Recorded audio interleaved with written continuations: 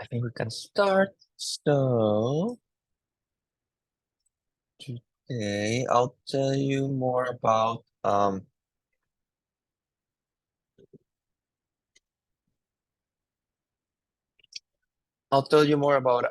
eigenvalues and eigenvectors.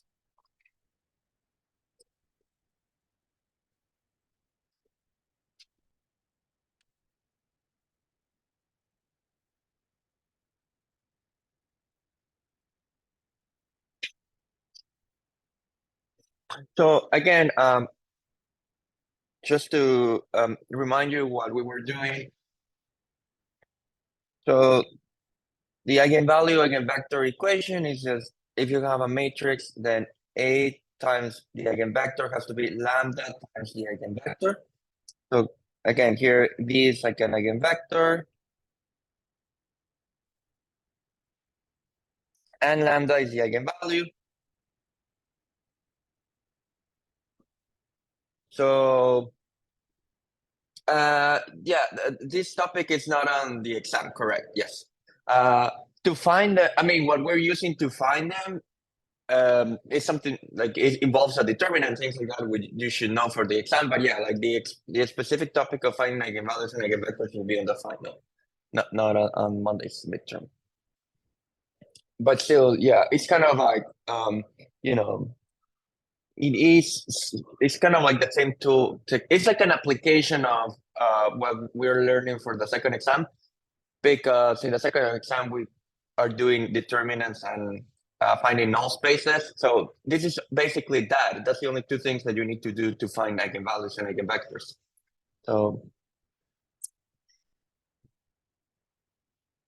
So right, like the eigenvalues, to find lambda, you have to solve determinant of A minus lambda times the identity equals 0. So it's like a determinant equation, and to find the eigenvectors.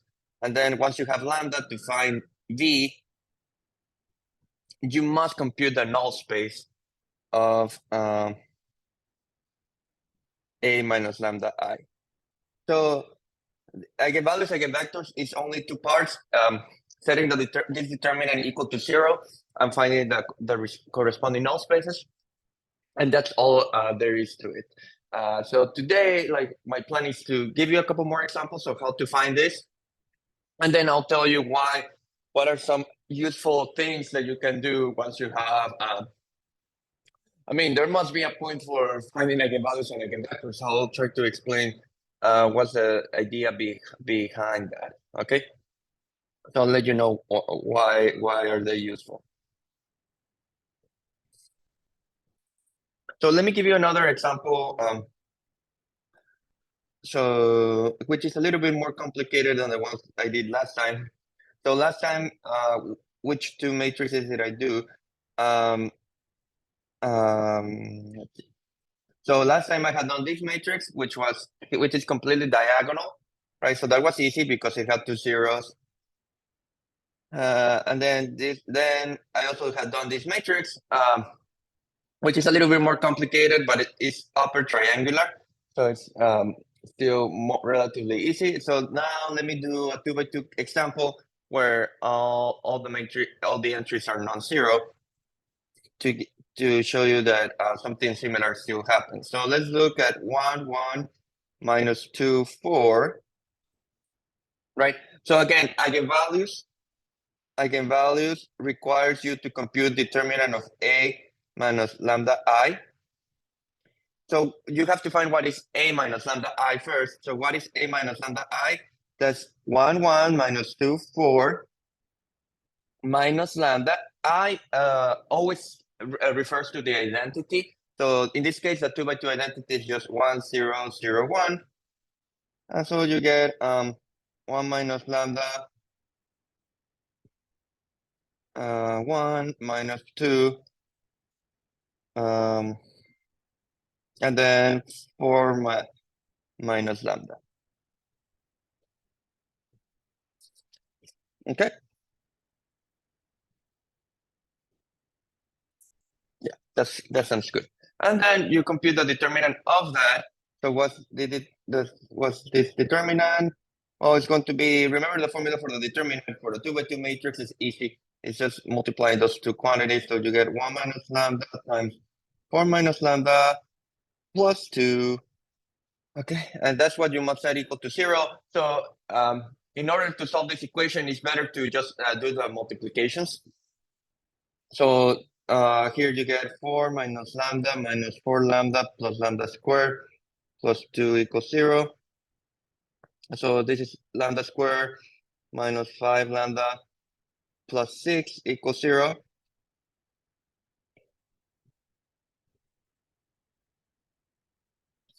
And so that's, I mean, it is useful to remember the formula, the quadratic formula. I'll typically just try to give you like polynomials of degree 2 where you can just kind of factorize it by just looking at it.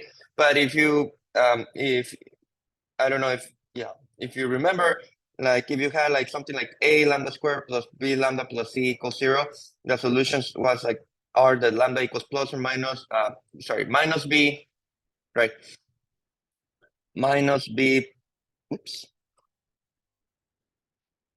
minus b plus or minus root of b squared minus 4ac over 2a, right? That was that's how you could solve like a quadratic equation. So it's kind of it can be useful to memorize this if you want.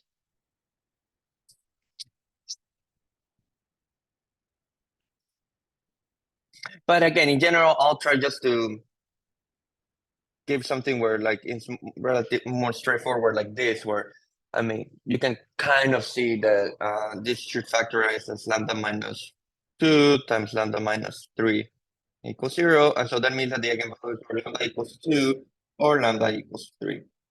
So those are the two potential eigenvalues. Okay, so this is a matrix with two eigenvalues, 2 or 3, and notice that I mean, the eigenvalues are not in general related to the end. I mean, they don't have to be any specific entry of the matrix, right? So for example, here, if you compare the eigenvalues with the matrix itself, none of the entries are 2 or 3, right? So the eigenvalues can be like, they don't have to agree with any entry of the matrix or anything like that. The eigenvalues are just what they are. So it's not, in very simple cases, they can be related, but like in general, it's not that you can just read off the eigenvalues from the entries in the matrix. Okay. So the first part, you clear it up, you found the eigenvalues.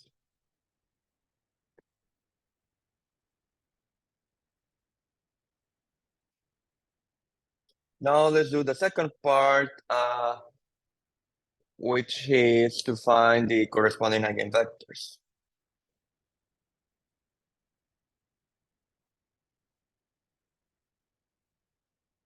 So again, there's an once you have each eigenvalue, you kind of have to do this for each eigenvalue. So we have to start with one. You can always start with the smaller one if you prefer. So let's start with the eigenvectors for lambda equals 2 first.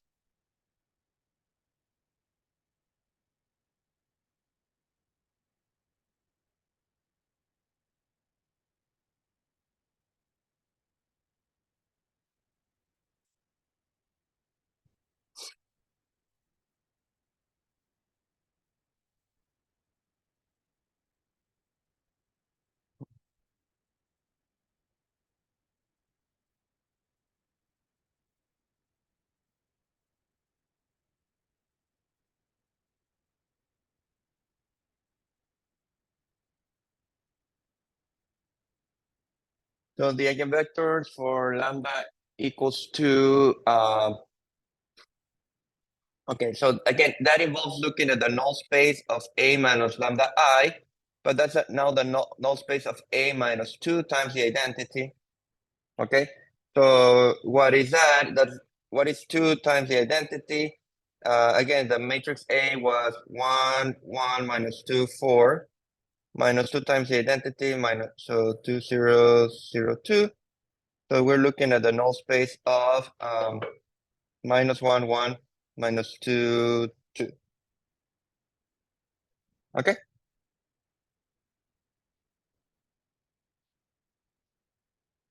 And how do you find a null space? Again, to find a null space, you have to solve a homogeneous system.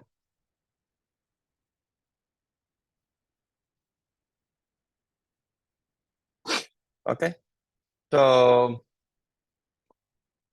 you can multiply the first equation by -1 if you want.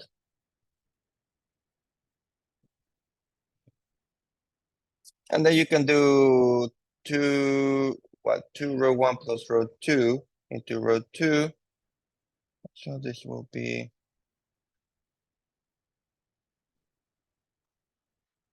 you get that? And again, you read that as a homogeneous system, so you get x minus, it's only one equation, right? Like it's x minus y equals 0. So that means that x equals y. So the eigenvector was a form of the eigenvector. So the eigenvector, you can call it xy. It must belong to this null space, right? So it satisfies that equation, the homogeneous system. So that means that xy has to be x comma x because, or this equation is saying that x equals y. So you can also write it in terms of y. Like it doesn't matter. So you can just write it as y comma y.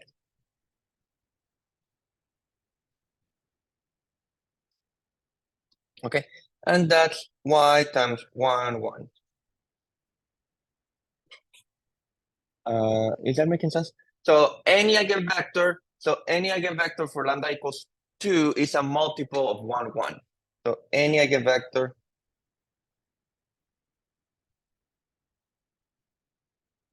of associated to lambda equals 2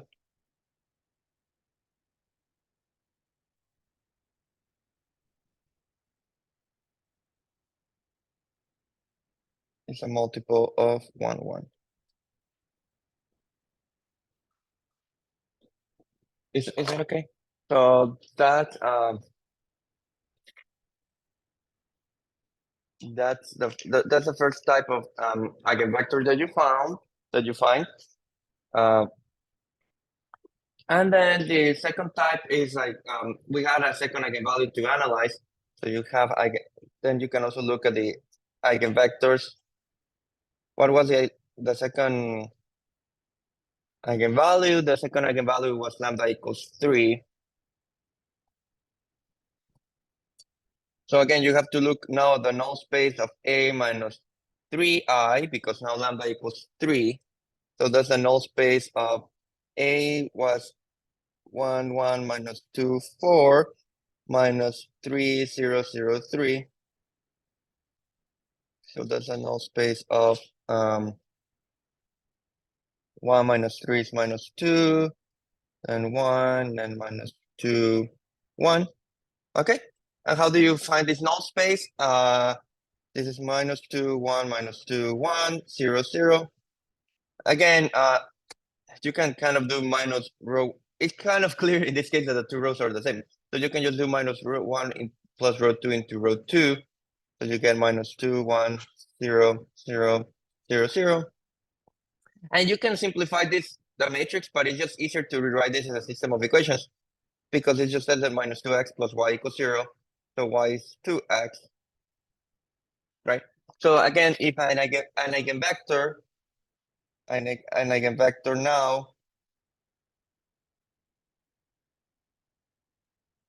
now solves this system,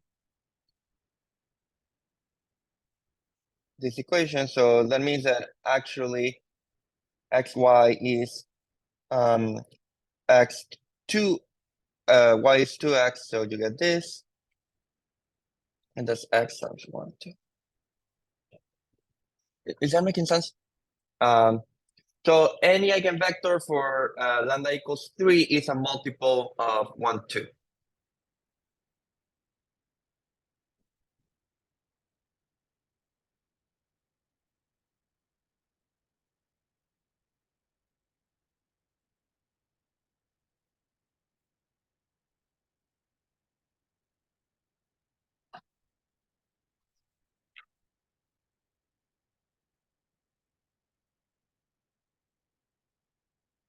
Is that okay?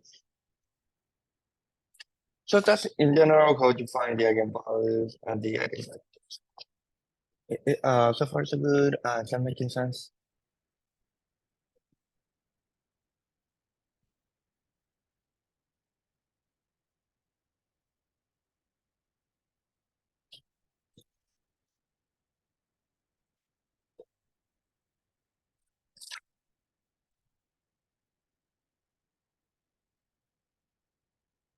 So let me do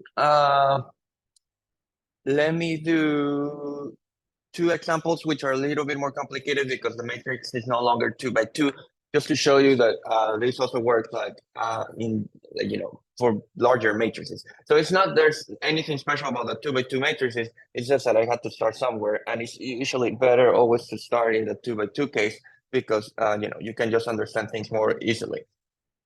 But let's just make let's do an example with another example, but now with a 3 by 3 matrix to begin with. So here, if I take 1 0 0 0 1 0 3 0 2, okay? Now I have this matrix, and I want to find the eigenvalues and eigenvectors of this matrix. Like after doing these two examples, I'll give you some rules of what can happen or cannot happen when you're finding eigenvalues, eigenvectors. So there are some patterns that you can kind of start to figure out based on the examples we have been doing, but I'll let you know like precisely um, um, what are the patterns. So you have to find the determinant of A minus lambda I, right? But this is a determinant of what is A minus lambda I? Well, it's just subtracting lambda from the identity, right? Along the diagonal. So it's 1 minus lambda 0 0 0 1 minus lambda 0 3 0 2 minus lambda. That making sense? So now you have to find the determinant of this 3 by 3 matrix.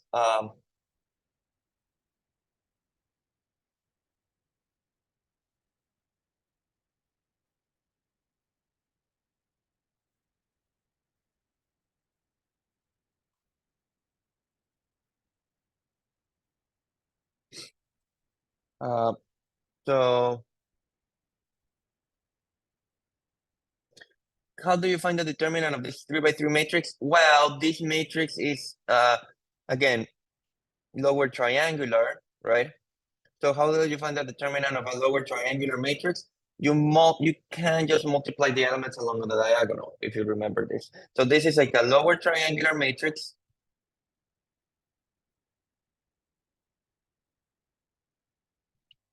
So you just get 1 minus lambda squared times 2 minus lambda. So there are only two eigenvalues in this case. The eigenvalues are lambda equals 1 and lambda equals 2.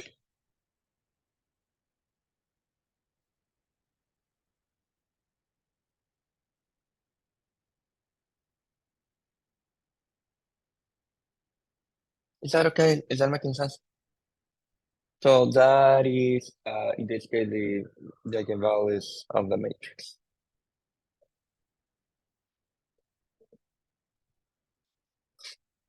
And so the null space, and then to find the eigenvectors, you have to find the null space one more time. So what are the eigenvectors?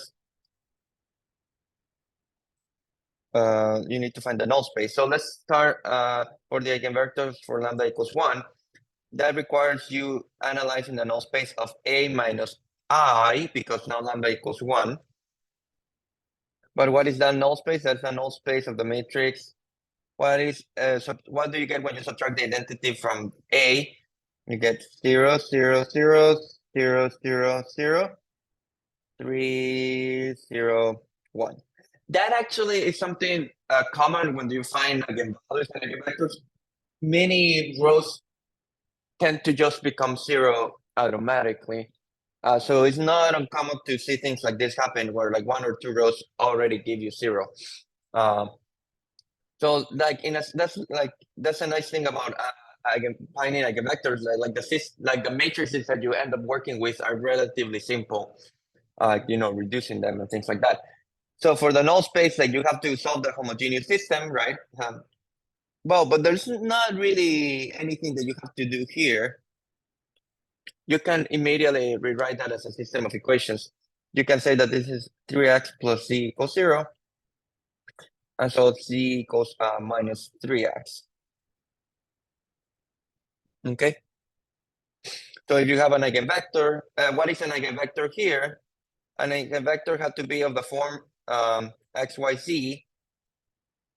But now x, y, z is what? X, y, and z is minus 3x. So all the eigenvectors have this form for this particular null space. And now we do exactly, this is exactly the thing that we were doing when we were finding null spaces. Then you can break the vector into the stuff that has the variable x and the stuff that has the variable y. So let's just write this as x times 1, 0, minus 3 plus y times 0, 1, 0. Is that making sense? So that's the first stuff is like the stuff with x, and the second stuff the stuff with y. So that says that any eigenvector is a linear combination of these two vectors. So any eigenvector for any eigenvector of lambda equals 1 is a linear combination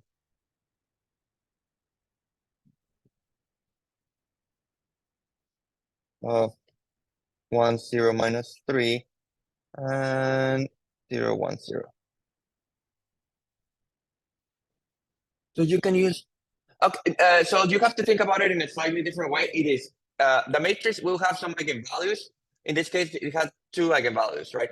For each eigenvalue, you have to find the eigenvectors for that eigenvalue. So in this particular case, I'm just doing the first one. The first one was lambda equals 1, right? There's a second eigenvalue, so I have to do the same for the second eigenvalue. Is that making sense? So you're not allowed to choose which eigenvalue. It's just that you have, you have to start somewhere. So you begin with one eigenvalue, but after you're done with that one, you have to do the second eigenvalue. And if there have been like a third eigenvalue, you have to do the third eigenvalue. So it is the same thing for every single eigenvalue. Yes, exactly. So for each eigenvalue, you have to do all this thing. It's just that it's not, what I'm trying to say is that usually like these eigenvectors, they're involved, if you look at the matrices are kind of relatively simple. So finding the null spaces is not that long, but it is a little bit tedious because you do have to repeat the process more, so you do have to repeat the process. Because you want all the eigenvectors for a given eigenvalue. Is that okay?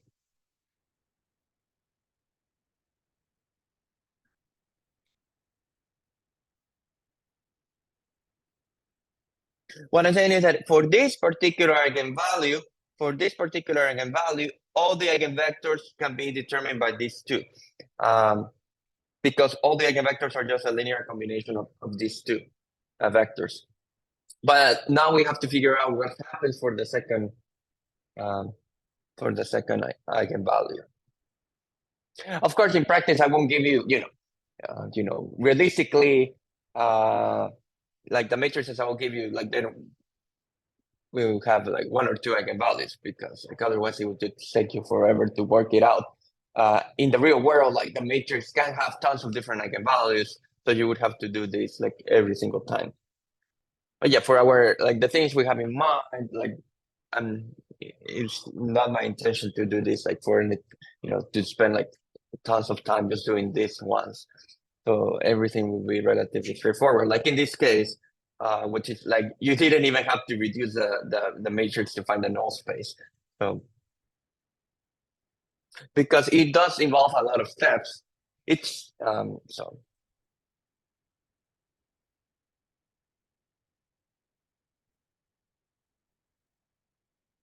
So let's do the eigenvectors for lambda equals 2.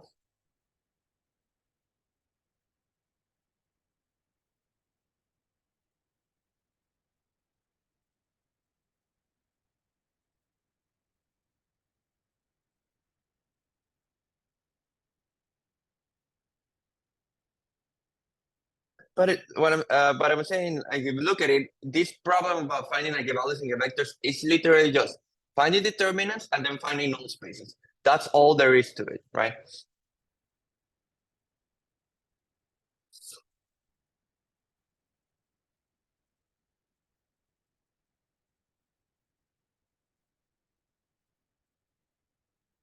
So now you have to look at the null space of A minus 2 times the identity. And that if you do A minus 2 times the identity, what do you get? You get minus 1, 0, 0, 0, minus 1, 0, 3, 0, 0.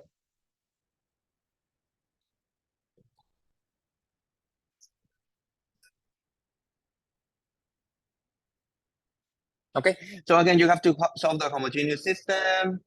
So let's write it down.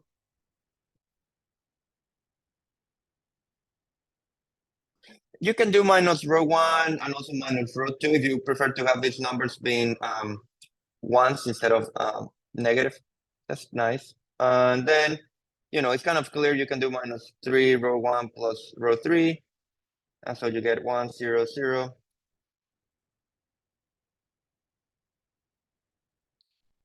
So you see, like usually these matrices, they don't take that much time to reduce. Um, is that okay? So they are not like the matrices that appear in the null spaces are not too complicated to reduce. And for the eigenvalue eigenvector problems, and so you get x equals 0 and y equals 0, right? So what happens here if you have an eigenvector? So what happens for an eigenvector in this case? An eigenvector has this form x, y, z, but now this equation force x and y to both be 0. So you get 0, 0, z. So that means that any eigenvector has to be a multiple of 0, 0, 1 in this case. So any eigenvector of lambda equals 2 is a multiple.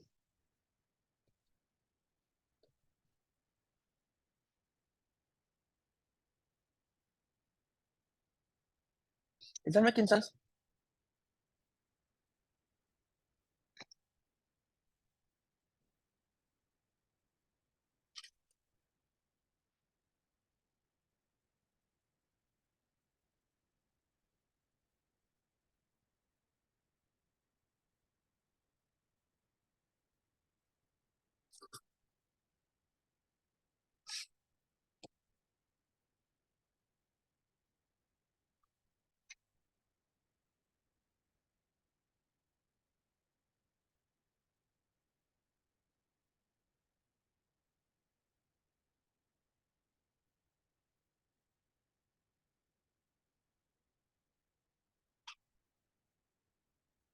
And just before again giving you the general rules, let me do one more example. And then I'll tell you some rules of how this behaves, because that's useful to have. So let's do one more example before giving you some useful results. So now imagine that I gave you this matrix, which is 2, 1, 0, 0, 0, 2, 1, 0, 0, 0, 2, 0, 0, 0, 0, 2.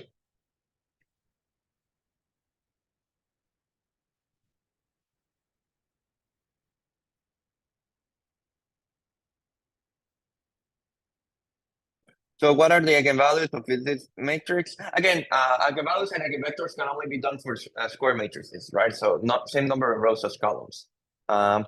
So what is the eigenvalues here? You need to look at determinant of A minus lambda I. So what is that? The determinant of what?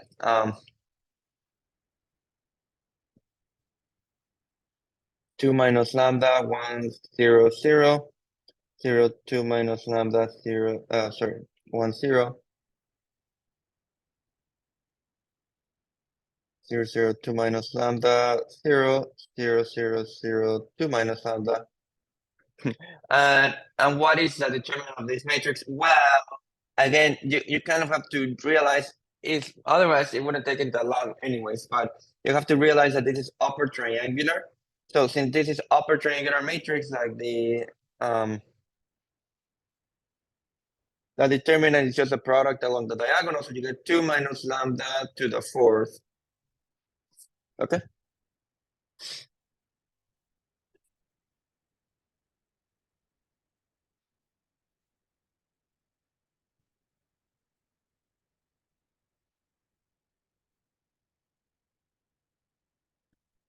And so there's actually only one eigenvalue, which is so one eigenvalue, which is just lambda equals 2. Is that making sense? So that was nice. It's not that much. It's only one that we have to check. And so once you have that, you can do the eigenvectors for lambda equals 2.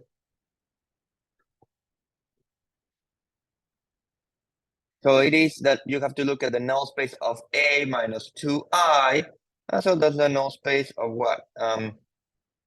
0, 1, 0, 0, 0, 0, 1, 0, 0, 0, 0, 0, 0, 0, 0, 0.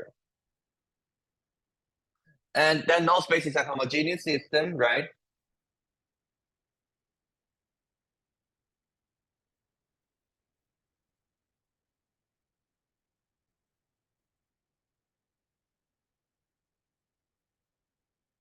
Well, here there's literally nothing to reduce. Like it's already reduced for you. So it's just you just get y equals 0 and z equals 0, right? And so an eigenvector originally was like x, y, z, w. But what is y? Y is 0. What is z? Z is 0. So it's only x and w that remain in this null space. And now you just do the same. There are two variables, so you break the vector into two pieces, one with one variable and the other with the second variable. So this is just x times 1, 0, 0, 0 plus w times 0, 0, 0, 1. So that means that any eigenvector is a linear combination, right? It's a linear combination of these two vectors. So any eigenvector.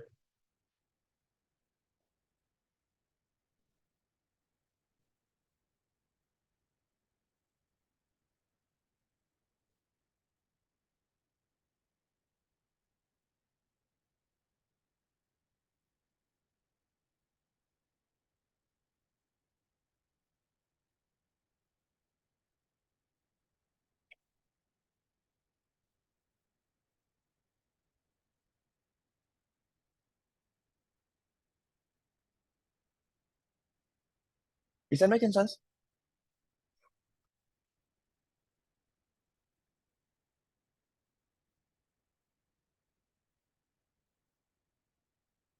Anyone? Is that clear up to now? So hopefully these examples just show you that the eigenvalue eigenvector problem is you always do the same thing. Do the determinant first to find the eigenvalues, and then for each eigenvalue, find the eigenvectors corresponding to that.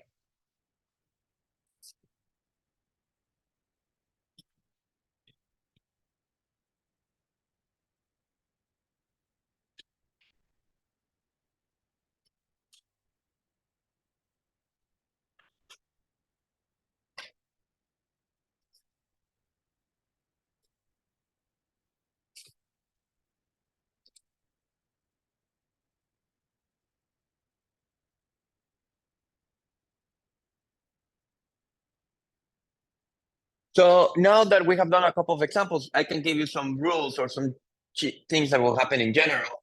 That's kind of useful to know. So some facts about eigenvalues and eigenvectors. Let me write that down so that you have something more, you know, some aid when you find them. Some facts about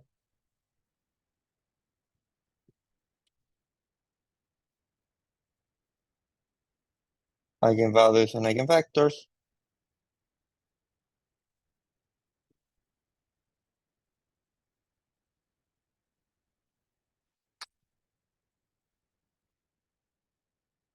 So just let me bring some water. Give me a second.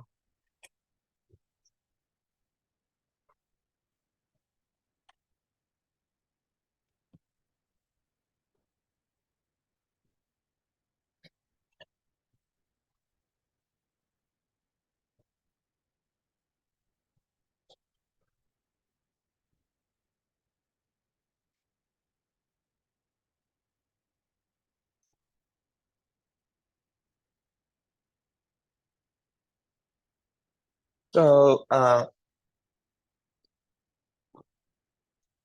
A is going to be an n by n matrix here.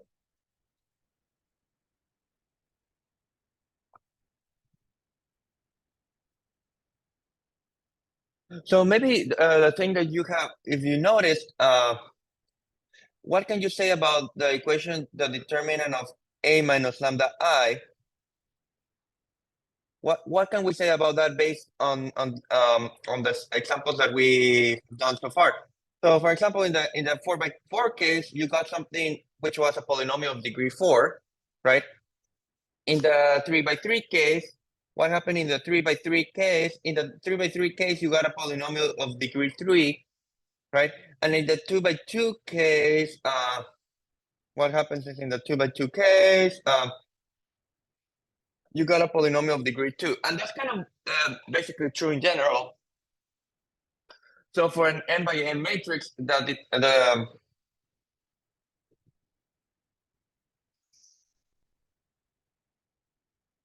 when you're solving, this will be a polynomial. It's like the equation for a polynomial of degree n.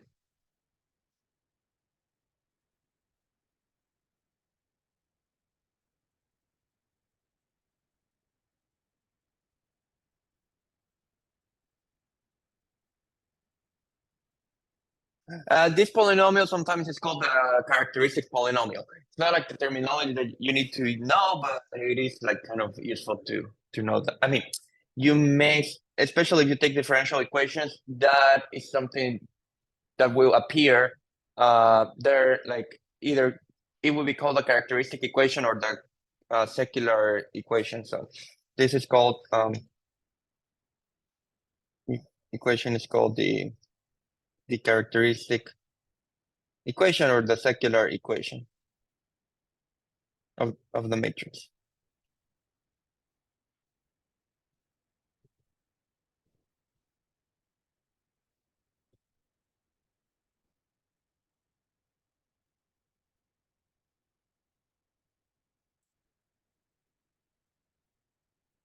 Okay, so in general, you will get an n by n polynomial of degree n.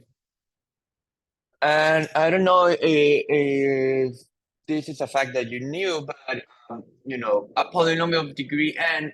Well, first of all, polynomial of degree n can have at most n roots, and if you allow complex numbers and repetitions, then it will have exactly n roots. So I'll give you an example in a moment where that happens. So this equation can always be solved.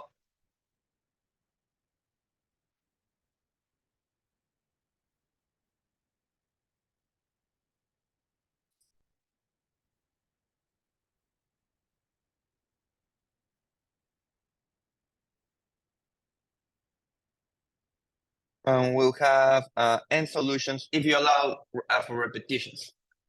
And we'll have n solutions if you allow for repetitions.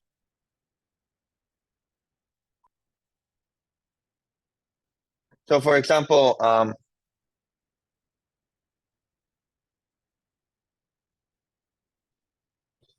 if you look at this equation,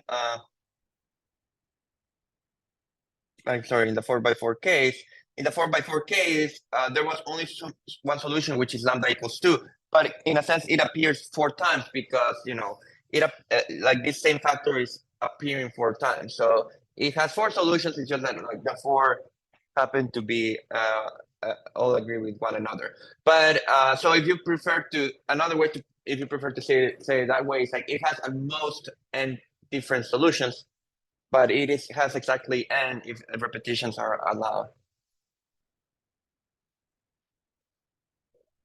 Okay, is that making sense?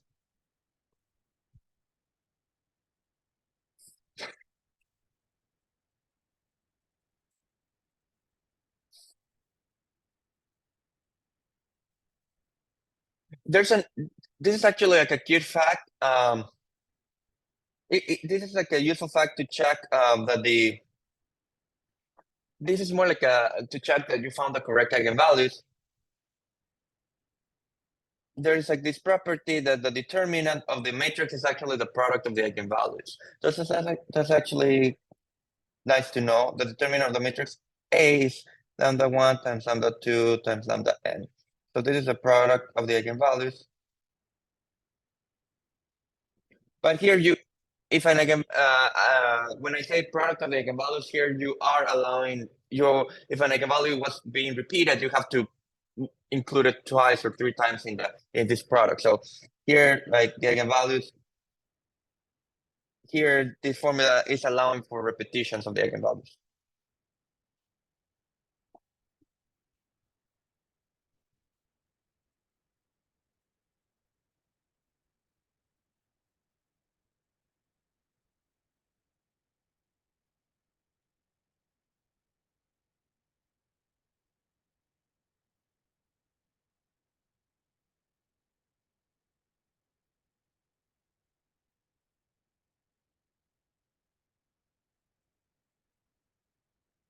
But so it's still like a cool formula to have that the eigenvalues, if you multiply the eigenvalues, you get the determinant of the matrix. Again, that's useful more specifically to check that you found the right eigenvalues. In the cases where it's realistic to find a determinant, quickly.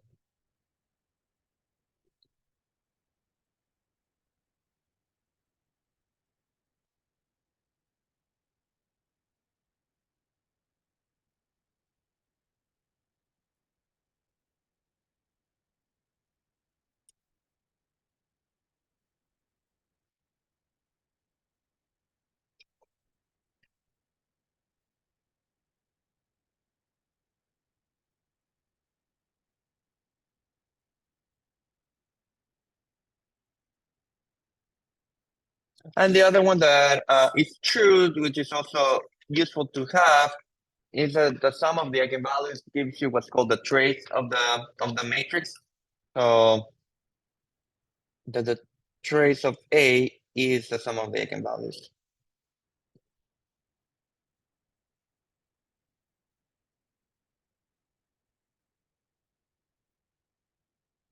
And here again, allowing for repetitions of the eigenvalues.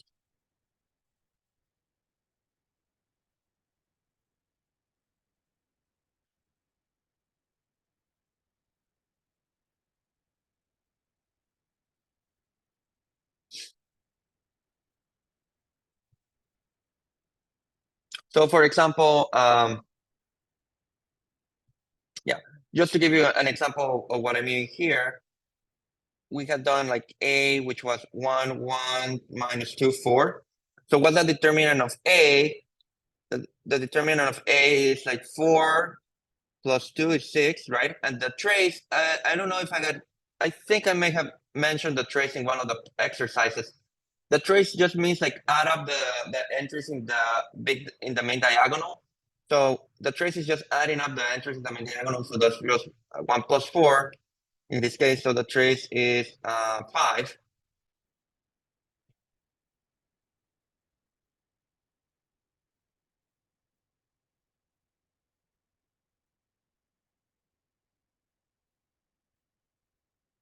And if you remember, we had found for this matrix, this is a matrix we already had computed things for.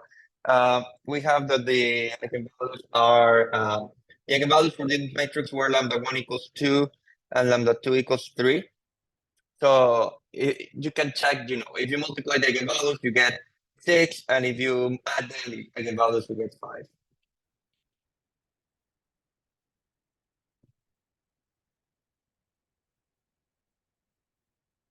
Okay. In fact, a more elegant way to define the determinant of a matrix is as a product of the eigenvalues. So that's like an approach that you can take, but then you just have to check that the determinant. If you take that route, then you have to check that the determinant has all the properties that we know it has, and that is a little bit more complicated. But it's kind of elegant to define the determinant of the matrix in that way. But I'm just saying like that is more, again, these properties relating the determinant and the trace to the eigenvalues is kind of more to, if you want like a different way to verify that you found the correct values for the eigenvalues, and you can do that. Is that making sense? So it's not that it's not a formula that you have to use. It's more like a formula to check that you found the right answer if you wanted to. In the 2 by 2 case, that I mean, this is completely enough because there are only two eigenvalues, so this would be more than enough to find everything.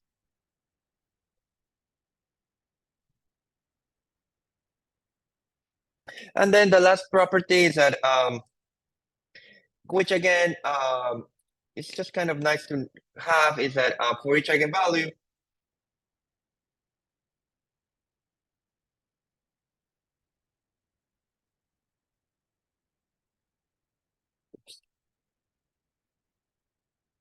the last property to tell you is that for each eigenvalue,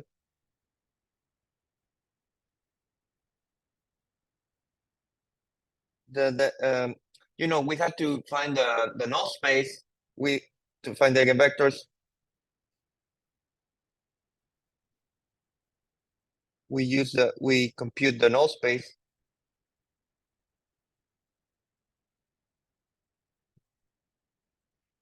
and that the you know the number the dimension for this null space, if you remember, the null space has like a dimension. In this case, the dimension for the null space is always between 1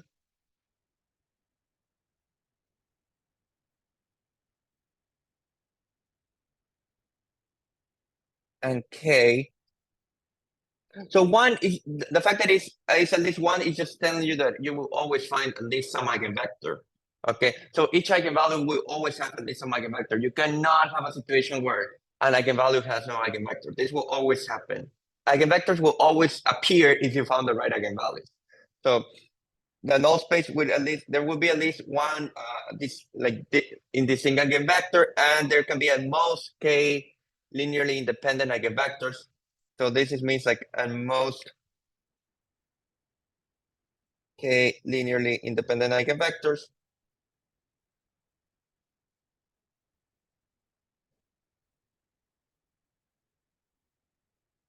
Where k, what is k in this inequality? K is just the exponent in which that the eigenvalue appears in the polynomial. So the exponent or k is like the number of times that the eigenvalue was repeated in the equation.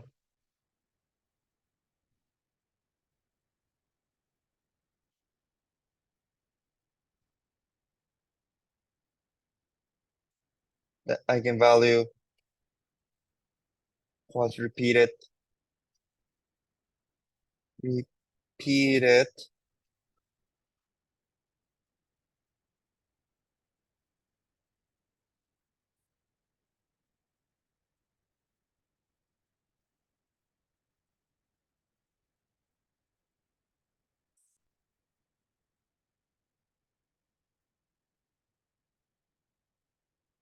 Okay.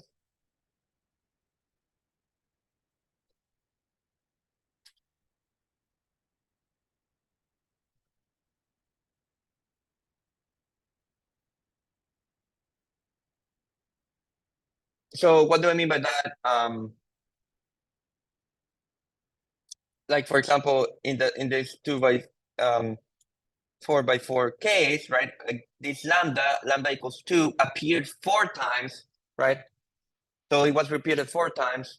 So that means that the number of different eigenvectors we could have found was 4, and we found 2, but that's between 1 and 4, so that's fine. Like what I'm saying is that you could not have had like, it would have been impossible to find more than 4 different linearly independent eigenvectors.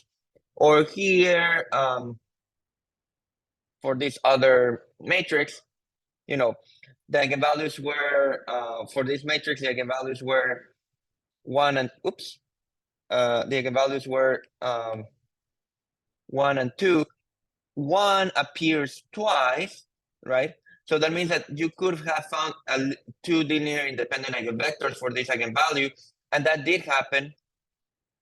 And lambda equals 2 appears once, so that means that at most you can just find like 1 linearly independent eigenvector, And that did happen because it was only a multiple of one vector. So knowing the fact the number of times like the eigenvalue appears in that polynomial tells you how many linearly independent eigenvectors you will find when you compute the null space. So it's kind of, again, you can still find the null space without knowing that fact, but it's just like a way to verify that you're not doing something completely crazy. Is that making sense?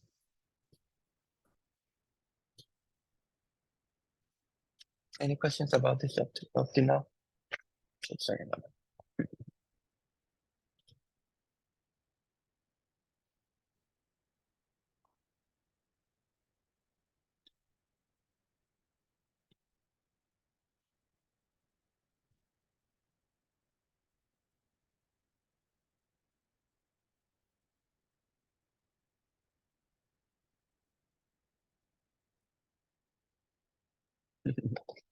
Yeah, for some reason my cat has decided she's obsessed with a particular plant, so I just trying to stop her from destroying everything. Um, is that okay? Is that making sense? Any questions about this? So, okay, let me do an example where we will need complex numbers for the eigenvalues and the eigenvectors. So that's kind of like a good example to have.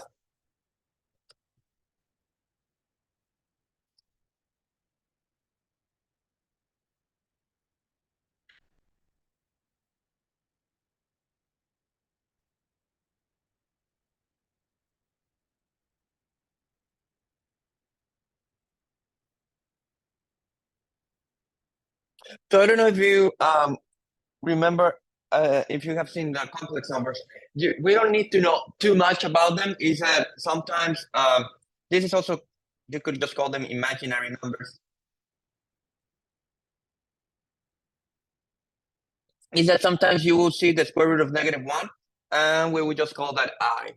Okay, that's all that you need to know about complex numbers.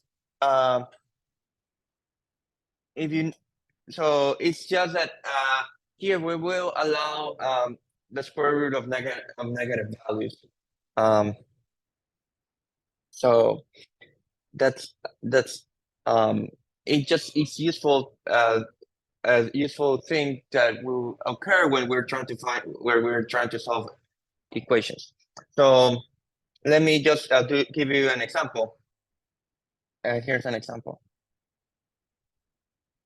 Let's take the matrix A to be 0, -1, 1, 0. What are the eigenvalues for this matrix?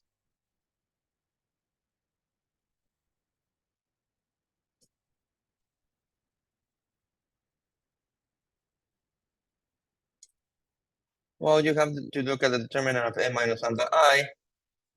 That's a determinant of what? What do you get if you do A minus lambda I? You get minus lambda minus 1, 1 minus lambda, and that has to be equal to 0. So what is this determinant? It's lambda squared plus 1 equals 0.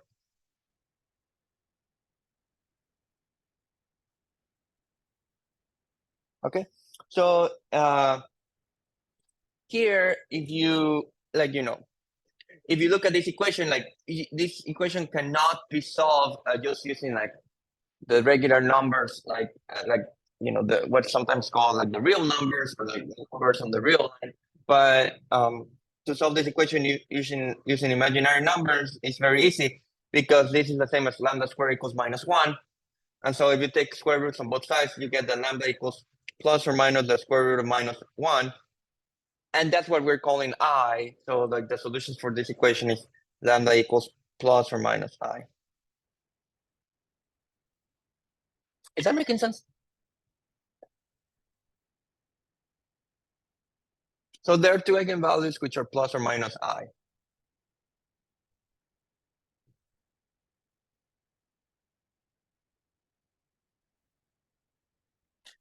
Just give me a second.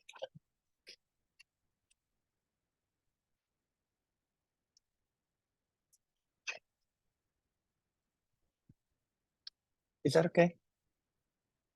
So, but everything else works exactly the same way. So we can find the eigenvalues and eigenvectors in exact, like we just found the eigenvalues, and to find the eigenvectors, we just find them in exactly the same way. There, you'll see there's no difference. So let me show you. Let's just find the eigenvectors for. I mean, it doesn't. We can find them first for lambda equals minus I. So let's find the eigenvectors.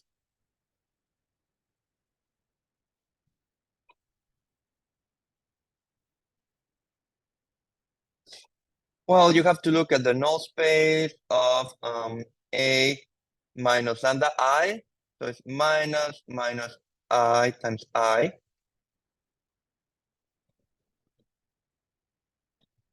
So this is a null space of A plus I times I. So this is a null space of 0 minus 1, 1, 0 plus I times 1, 0, 0, 1. And this is the null space of what? This gives you I minus 1, 1, I. Is that okay?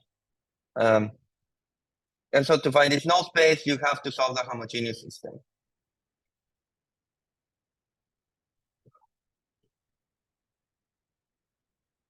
And again, like if I don't know how much you have worked with imaginary numbers. One way to treat this is treat this as a symbol, just like pi. So imagine that this were like pi or e. It's more or less going to be work exactly the same way. The only difference is that I squared now gives you -1. That's all that you need to know. So one way to it's better to just do this first by swapping the rows. So let me just swap row 1 with row 2. So you get 1 I 0 0 I minus 1. And then how would you put like a 0 here? Well, you can do minus I row 1 plus row 2, and that goes into row 2. So you get 1 I 0 0. So you get when you put like a minus I, you put like this gives you 0, and then this gives you -1 minus I squared. Okay, right? But again, like I just as a reminder, I is the square root of -1, so I squared is -1. And so this is really the same as 1 I 0 0 0 minus 1 minus -1. And so this is really 1 I 0 0 0 0. Okay. So again, just think about this like think of this I as a symbol analogous to pi or e. You know, it's just that when you square it, you just get -1. But everything else works just the same way.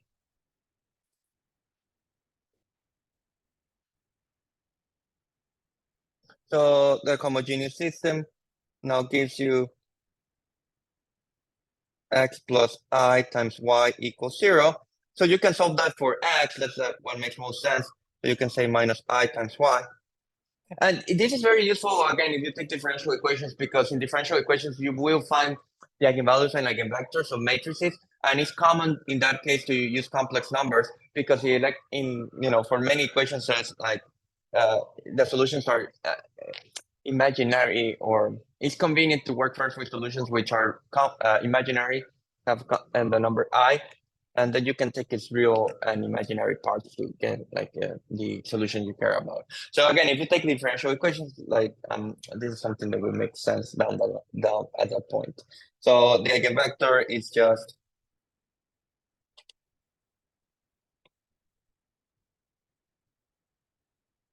xy, but then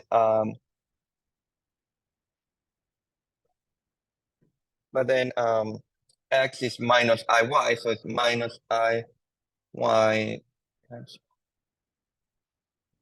And again, you just take out the variable. So this is y times minus I1. So any eigenvector is just a multiple of minus I1.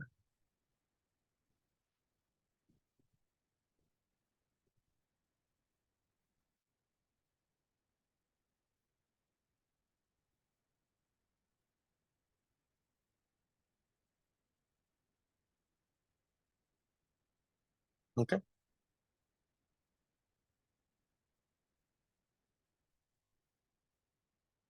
So that's the first eigenvector of this matrix. That making sense?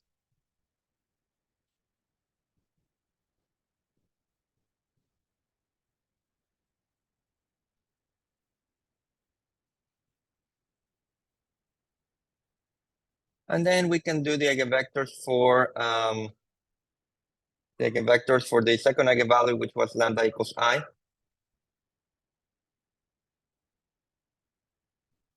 So we can look at again, you have to look at the null space of A minus lambda I, but this is now the null space of A minus I times I.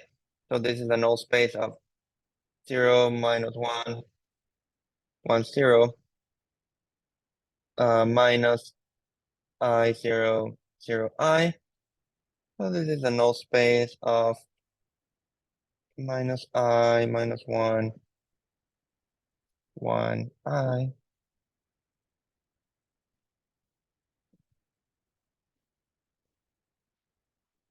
And so for this null space, you can reduce the matrix again, solve the homogeneous system. So again, let me swap the rows just to have the one and the first row.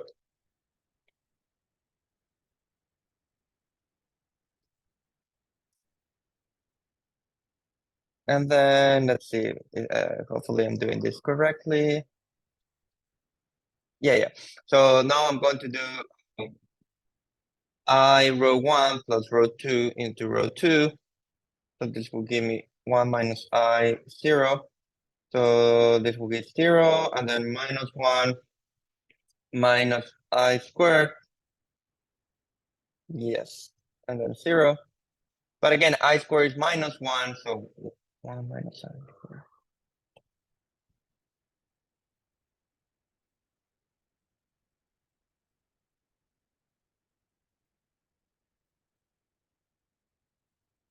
So if you look at the system, it's now just that x minus I y equals 0. So x has to be I times y. So it's very similar to the previous one, is that instead of being I minus I times y, it's just I times y now. So the eigenvector is the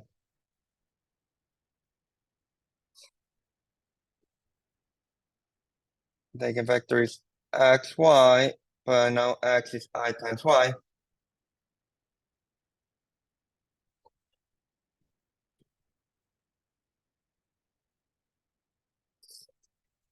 So every eigenvector is a multiple of I1. I1.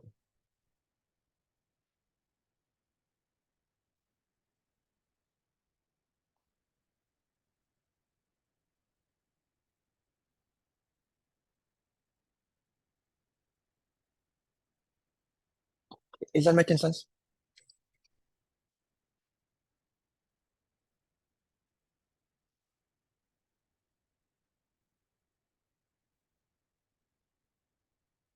So again, in these cases where like there is a root, like if you need like the square root of -1, everything else just works the same way. You just have to use from time to time that I square equals -1. But besides that, nothing changes from what we were doing. But it is convenient to allow for that, because that way you can have that way you can actually always solve that equation, the polynomial equation. Because otherwise you would get stuck here and you wouldn't be able to find eigenvalues and eigenvectors for this one.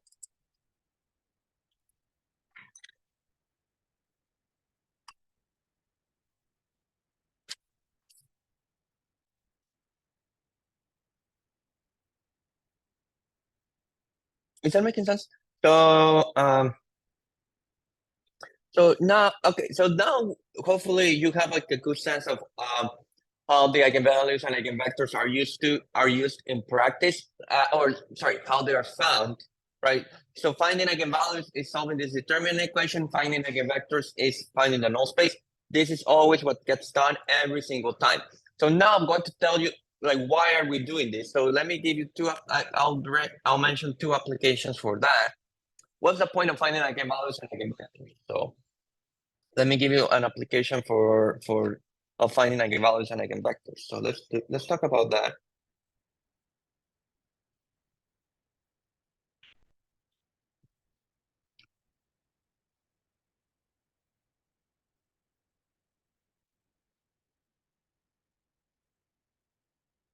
I'll restrict myself to the 2 by 2 case, but it can be done in general. So uh, just to make this a lot more concrete. So let's do as an application the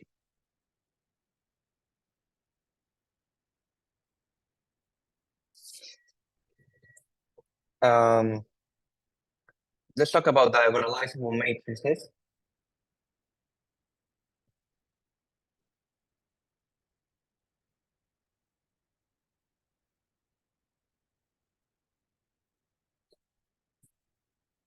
So I'll do this for the 2 by 2 matrices, but it can be, but I just want to do it as an illustration. So like the general case is kind of similar, but like it's a lot more easy to just explain it in the 2 by 2 case.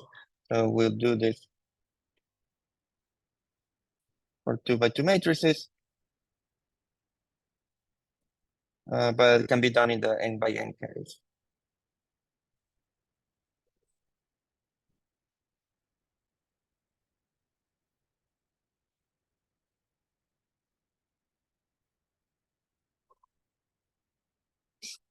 Okay. So here the idea is that what is a diagonal matrix? Let's start there. So what is a diagonal matrix?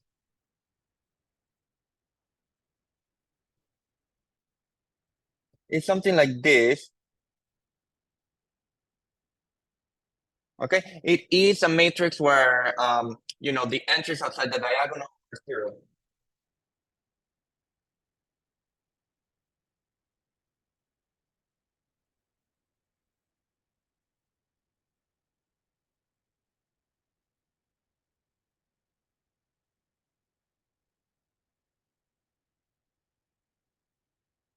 Okay, so for a diagonal matrix, the entries outside in diagonal are zero. And first, like that's nice because it tells you that what are they going to be the eigenvalues of this matrix. All right, that's why I call these entries lambda one, lambda two. Like the eigenvalues are literally just going to be the entries along the diagonal. So for a diagonal matrix, this is easy to check explicitly. Easy to check that.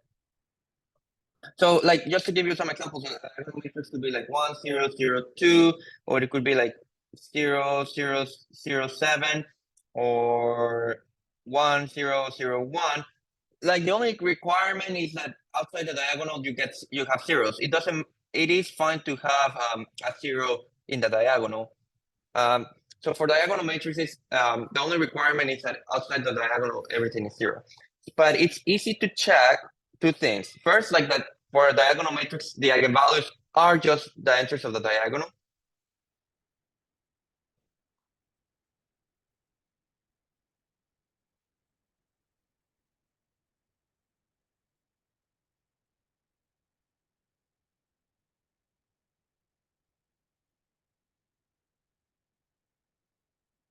Are lambda one and lambda two. And then that's the first thing that happens. And then the other thing that happens is that for a diagonal matrix, the eigenvectors are easy to find explicitly. So the eigenvector for lambda one, or an eigenvector for lambda one is E1 1 0, and an eigenvector for lambda two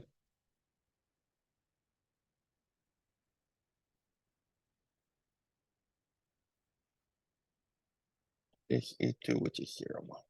So one way to think about this is that you have the x-axis, the y-axis, okay? And for a diagonal matrix, there's like this eigenvector E1, which is 1, 0.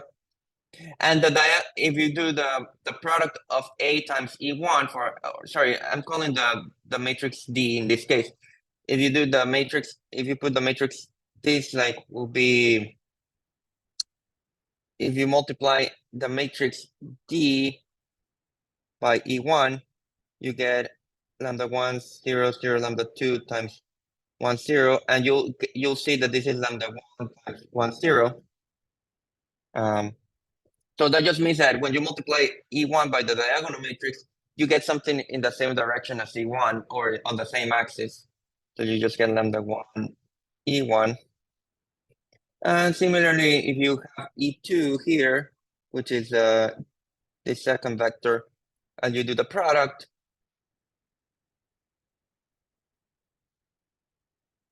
this will be lambda 2 E2. But what is the E2 is lambda 1, 0, 0, lambda 2 times E2.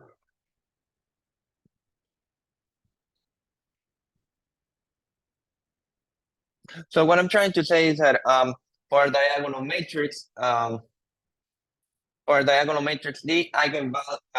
eigenvectors are literally along the x and y axis. So it's better to say it more in words. So for a diagonal matrix,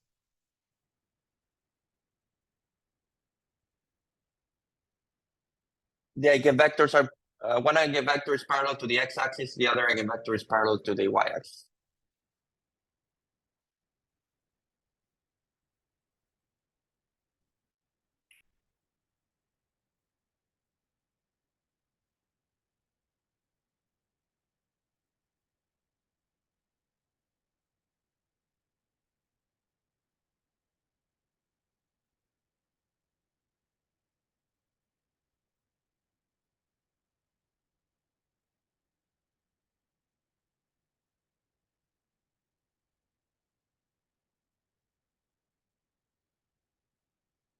Okay. And so what's going to be the analog of in the case of a diagonalizable matrix? So for a diagonalizable matrix, what happens, it is kind of the same. A diagonalizable matrix is kind of a matrix that you'll see in a way can be made diagonal, but in what sense can it be made diagonal? Well, it will, in the sense that it will have two eigenvectors that kind of work like as the analogs of the x and the y axis. So let me give you the definition. So here's like a definition.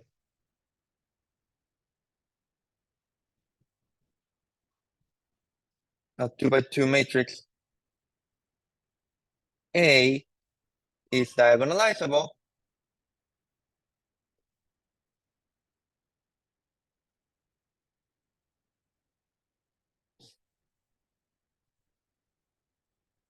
if A has two eigenvectors, E1, V1 and V2, which are non-parallel.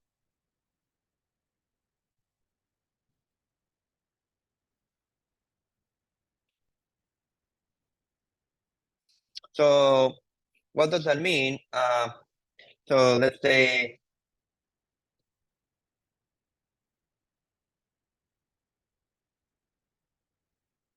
let's look at the first eigenvector. So what does it mean to be an eigenvector? It means that EA times V1 equals lambda 1 V1. So there's like an eigenvector which is like V1, which is in here. Okay. And when you multiply the matrix A by this eigenvector, you just get something in the same direction. Because remember, like an eigenvector, the point of an eigenvector is that when you multiply the vectors by the eigenvector, you get like a multiple of it. And then you have the other eigenvector, which is V2.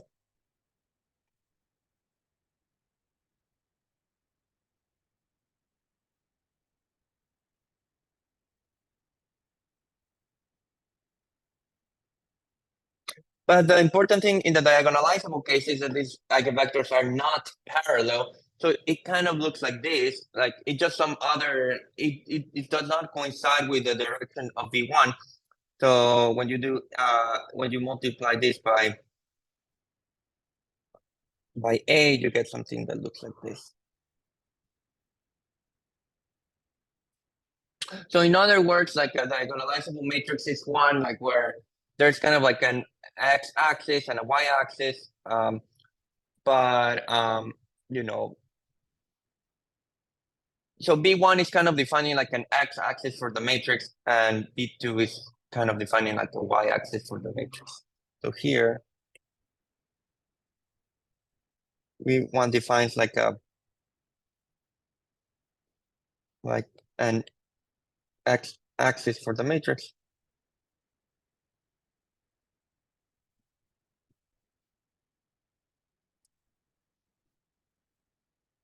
and B2 defines a y-axis for the matrix.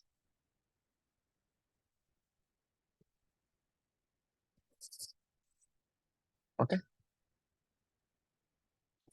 In the sense that in the diagonal case, the eigenvectors are literally on the x-axis and the y-axis.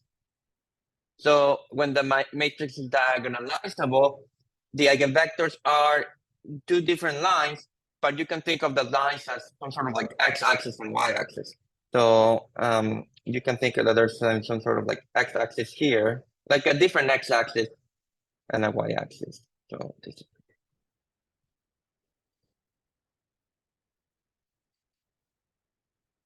this is like an x new and y new axis. They don't even need to be perpendicular.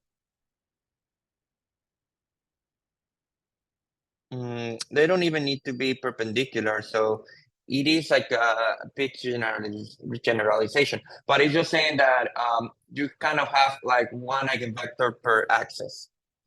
Um,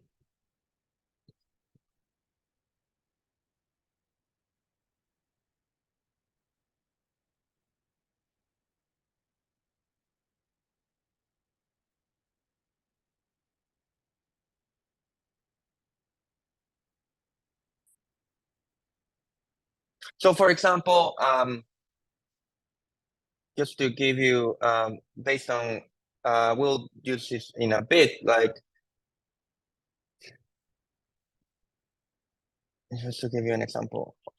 We had done like we had found before the matrix 1302, I believe. And what were, let me see, I think we had it here somewhere. Did we do that one yesterday?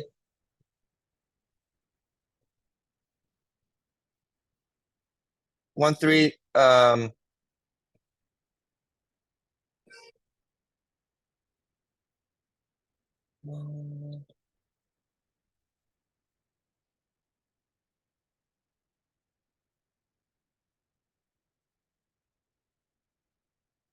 oh, I did 1301.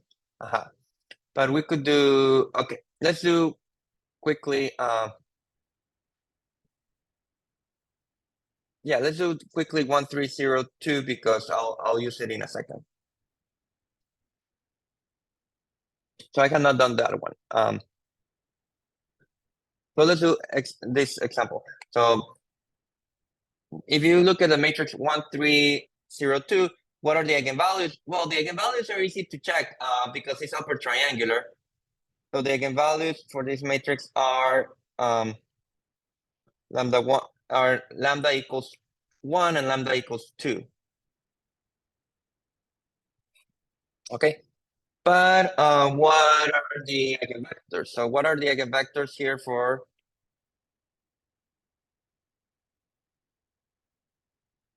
lambda equals 1? Well, you have to look at the null space of A minus the identity. And so that's the null space of 0, 3, 0, 1. And if you look at the null space, 0, 3, 0, 1, I mean, that's just saying that this is just saying that y equals 0, basically. Both equations just say that y equals 0. So an eigenvector for this matrix will be,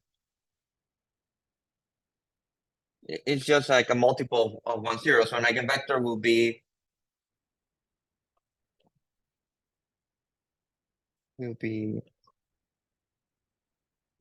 this one.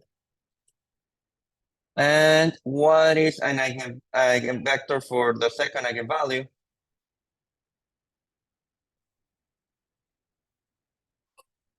Well, you have to look at the null space of A minus 2, the identity.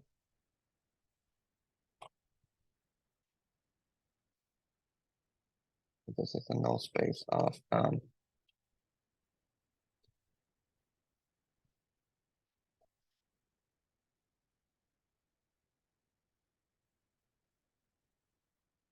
oh, this is nice. So again, when you write that down as a null space, you get minus x plus 3y equals 0. So x equals 3y. So when you take an eigenvector, it's 3y comma y. So this is y 3 comma 1. So an eigenvector for the second eigenvalue would just be 3, 1.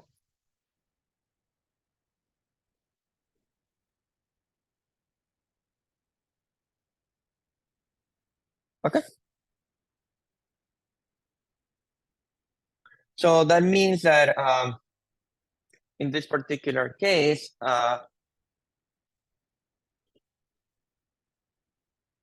what's happening is that if you want to do like a picture for the matrix, is that there is like one eigenvector is v1. Let's use different colors. So one eigenvector is v1, which is along the x-axis. So when you multiply the matrix times this eigenvector, nothing happens to it because the eigenvalue is 1. So it actually coincides with 8 times v1. But then there's this other eigenvector, which is like 3, 1, which is somewhere in here. And when you multiply the matrix by this eigenvector, you do get something twice as big because the eigenvalue for this eigenvector is 2. So when you multiply this one, you get something like this.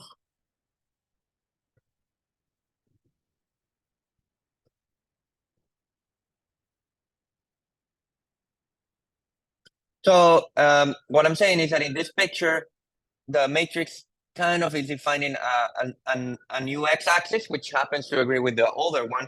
But now there is like a new y-axis, which is actually different from the regular y-axis, which is this green one. So in a sense, like a matrix is diagonalizable if it kind of singles out two directions in space, which work like the x-axis and the y-axis. Okay.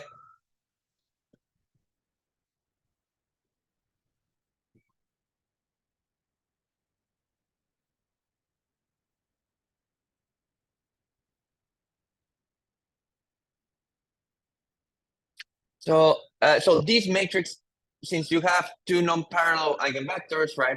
Since these two eigenvectors are non-parallel,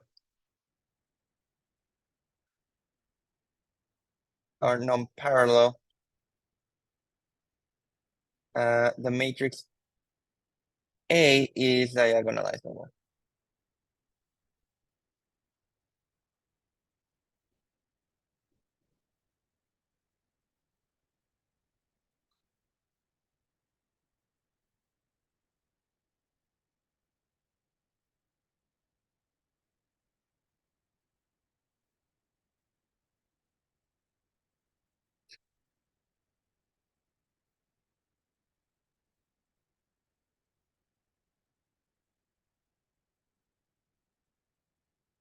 And what's the important fact about and why are diagonalizable matrices useful?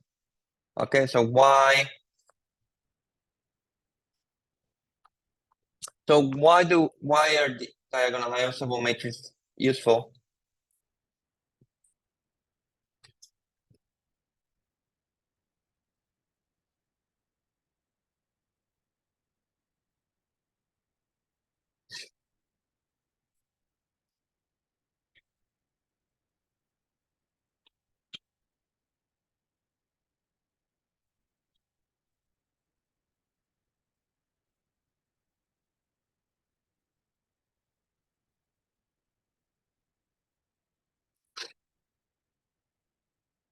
Because uh,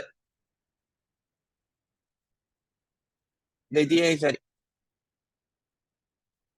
if A is diagonalizable, let me tell you why. So this is like the important term, that if A is diagonalizable,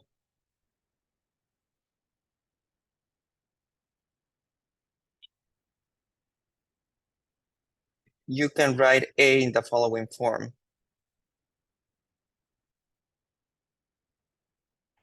As Q the Q inverse.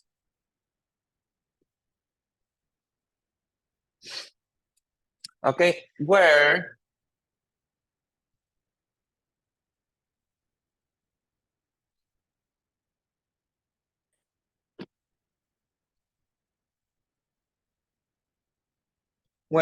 D is a diagonal matrix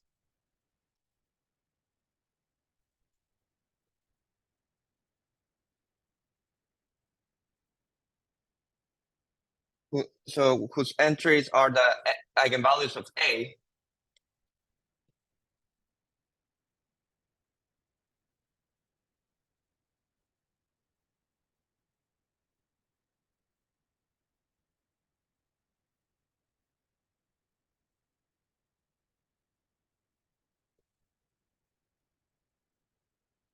and Q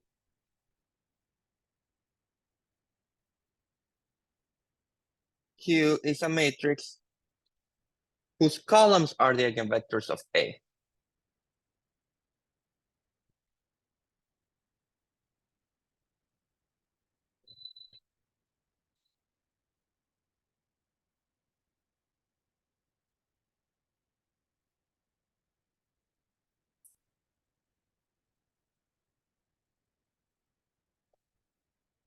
So in a sense, it's saying in a sense, it's saying that the matrix A is not diagonal, but it is that, like, it differs from a diagonal multiplication from. So A is kind of like a diagonal if you allow to like, how should I say it? Like, you can start from a diagonal matrix and you can get to A by multiplying by this matrix Q and its inverse. So in a sense, like, that's like another way to think about diagonalizable is that A, so A can be obtained from a diagonal matrix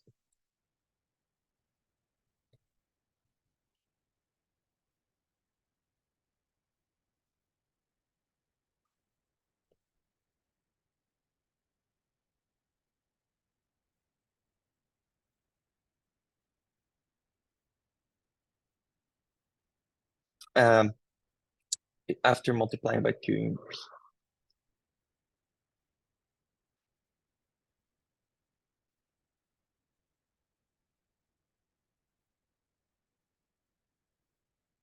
Okay, so let me show you explicitly what I mean by this. So let me do this in the example that I just wrote, what I mean here.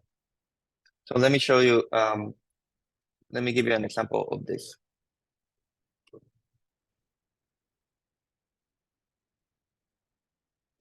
So for this one that we already studied, the eigenvalues were, so we had found eigenvalue, like the eigenvalues were lambda 1, which was equal to 1, and the eigenvector was v1 equals 0. And the second eigenvalue was lambda 2 equals 2, and the eigenvector was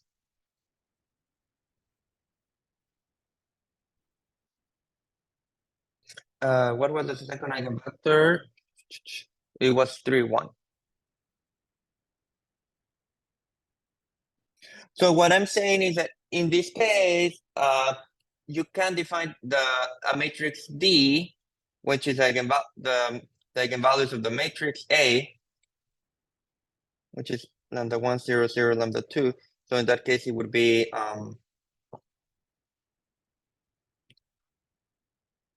1, 0, 0, 2. And you can find, you can also define the matrix Q, call this Q, which are the a matrix of eigenvectors, whose columns are the eigenvectors. So the first eigenvector is 1, 0.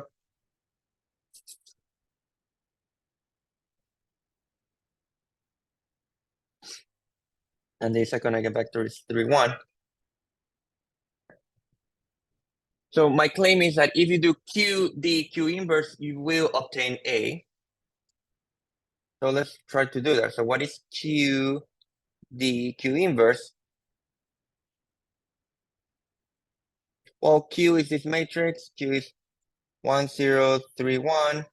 D is 1, 0, 0, 2. And Q inverse, I mean, it's easy to find the inverse for this matrix. Let me do this in green. The inverse for this matrix is 1 minus 3, 0, 1.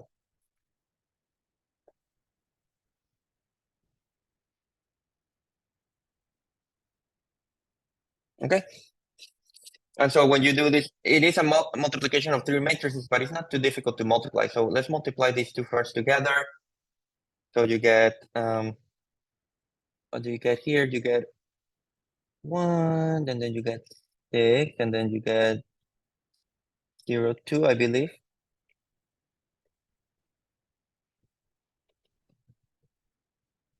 And then when you get this, you get 3, and then 0, 2, which is a matrix A. Okay, so for the diagonalizable matrix, you can always you can always write like the matrix in that part in this product as Q D Q inverse. So again, like of everything that I have said is that diagonalizable matrices look like A equals Q D Q inverse. No, I had said that I posted the assignment that was instead of the quiz. That one is due. I don't remember the deadline for the assignment, but I think it was due tomorrow, if I'm not mistaken, or Saturday, one of those 2 days. So yeah, it's just because I wanted to get this stuff about eigenvalues and eigenvectors finished. No, only that one. Like so, that assignment of 4 problems is the only one that I'll post this week. Yeah.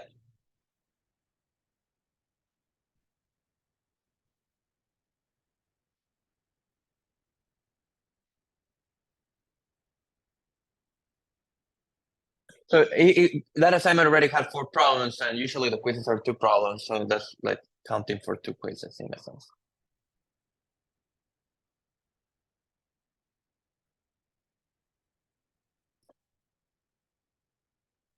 So what's an application? So okay, why am I doing all of this? Like I haven't really explained why I'm doing this diagonalizable thing. Like it's not so clear right now. Why is it useful to have a diagonalizable matrix? Now here's like an application. Now this is really one reason why this is useful. So why is this useful? So let's say why useful. So let's say that A is diagonalizable. What do you think would be A squared? What is A squared? What is A squared?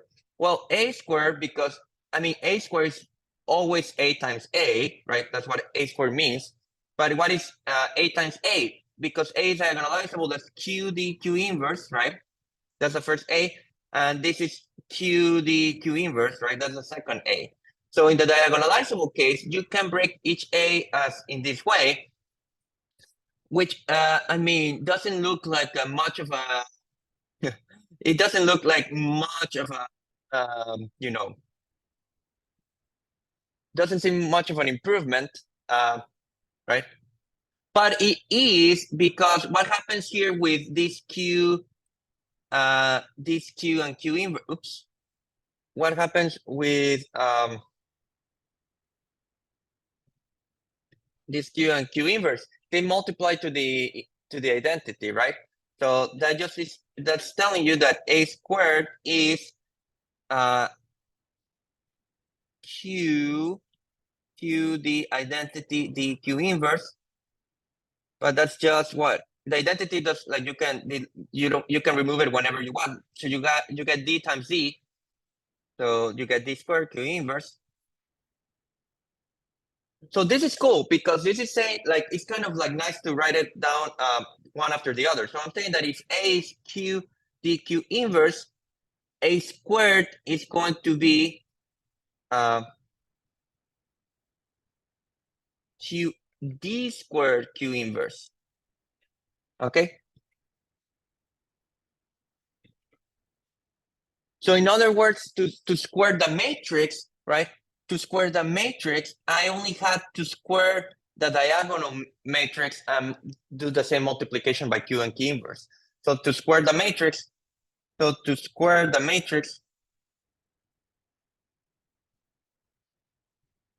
I only had to square the diagonal matrix. And squaring a diagonal matrix is super easy because it's just squaring each entry along the diagonal. But so, and that kind of, and so what's the cool thing? That also actually happens for any power of A. So if you A to the N, so here's like the important thing. So powers of A.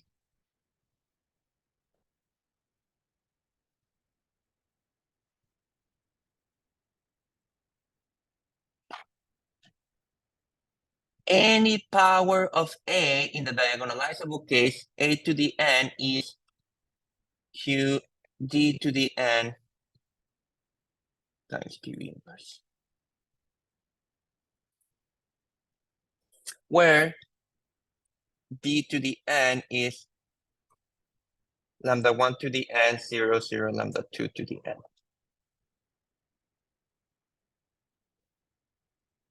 Okay.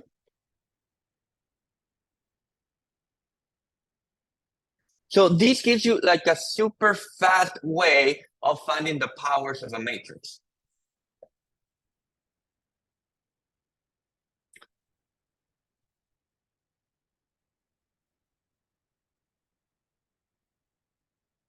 Oh, sorry, give me a second.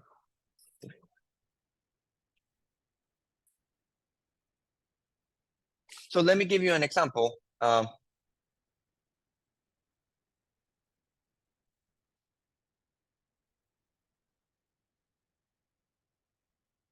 Let's say I had given you A to be 1, 3, 0, 2.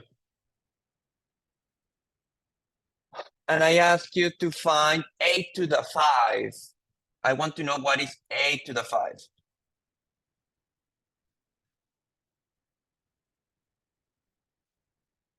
That would be A times A times A times A times A, right? That is a long process. It's multiplying a 2x2 matrix 5 times with itself. It takes a while, right?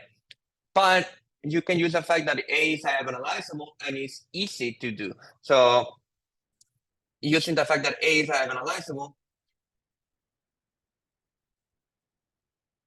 what is going to be A to the 5? It's going to be Q D to the 5 Q inverse. So what is that? Q is a matrix that we wrote before. Q was this matrix 1, 0, 3, 1. D is a matrix of eigenvalues, so it's just like the first eigenvalue, 0, 0, 2, raised to the power 5. And Q inverse is 1 minus 3, 0, 1. Okay? So now this is A to the 5.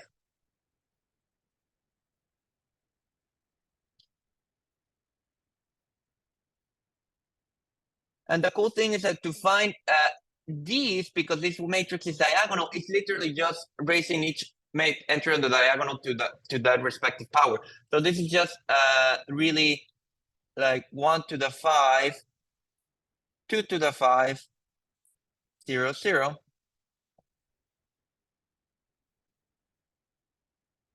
So that's a cool thing about exponent. The power of a diagonal matrix is just the corresponding powers of the diagonal.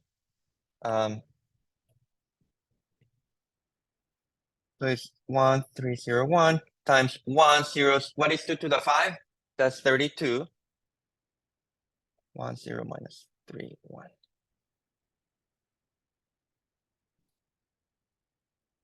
So, and then you can do this product again. You get, if I multiply these two first, I get 1 and 30. What is 3 times 32? That's 96. 0, 32 times 1, 0 minus 3, 1. So a to the 5 is just 1. Okay, what is 30? So what is 96 times 3? Sorry, this 90.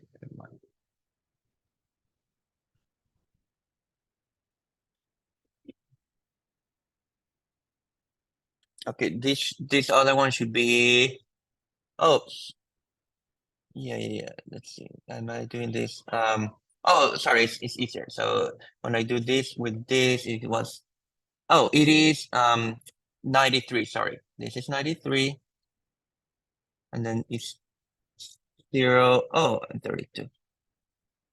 Right, because let's see. This with this gives you 1. This with this gives you 93. Okay, that's easier. This with this gives you 0, and this with this gives you 32.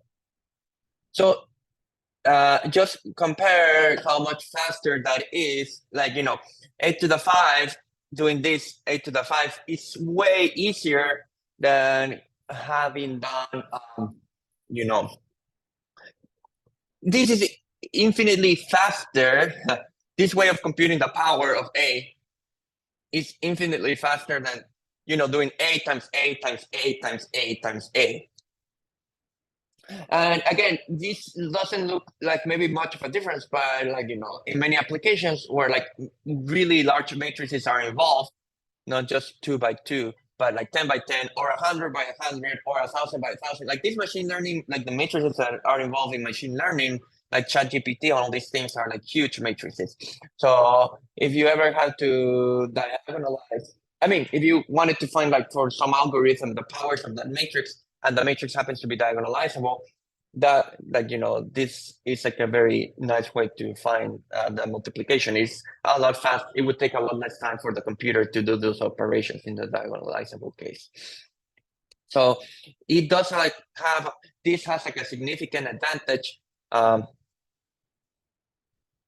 than like just like computing this like in a silly way. Is that making sense?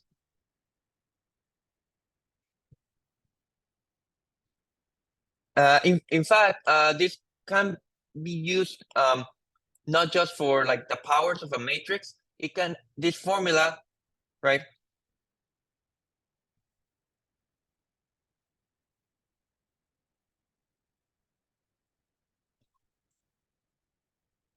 This formula kind of can be used to, this formula can be generalized to find like a function of a matrix. So this can be generalized.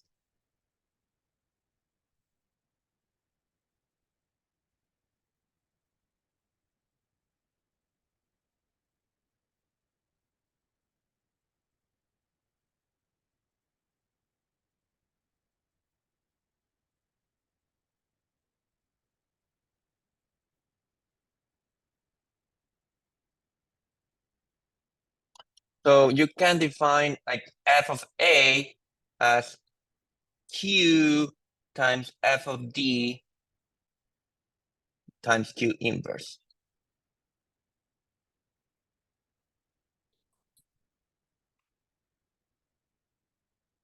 Where f of D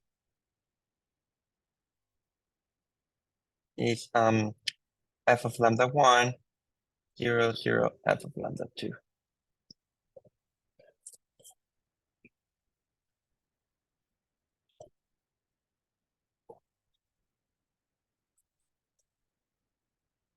So my favorite example for to do this, and usually that's the one I ask, is like the case of f of x being the exponential e to the x.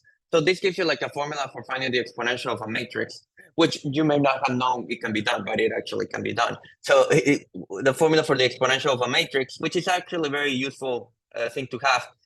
If you ever take differential equations, you'll see that this is actually useful, a useful thing.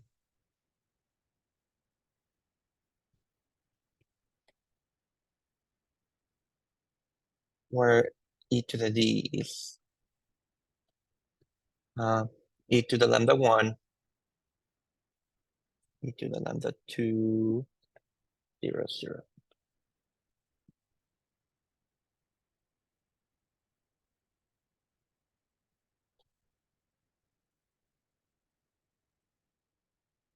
So let me show you what the exponential of that matrix A we have been working with is.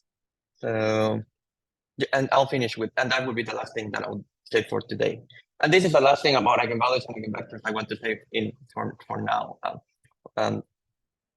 Next week we'll start with something different, which is dot products. So here's an example. What is e to the matrix 1, 3, 0, 2?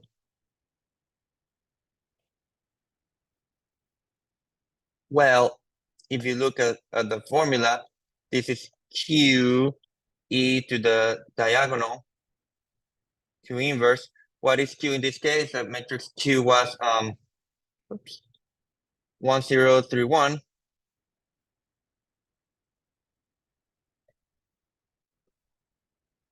What is e to the d? That's e to the diagonal matrix, which is 1, 0, 0, 2. And q inverse is 1, 0, minus 3, 1. So this is 1, 0, 3, 1. What is e to the diagonal matrix? It's just exponentiating the entries along the diagonal. So this almost by definition is e to the 1 e squared 0, 0.